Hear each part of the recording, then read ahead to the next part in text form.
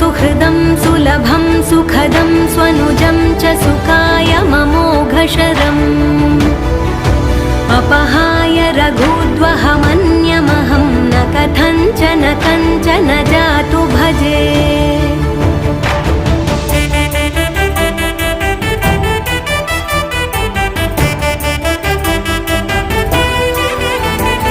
विना वेङ्कटेशं ननाथो ननाथः सदा वेङ्कटेशं स्मरामि स्मरामि।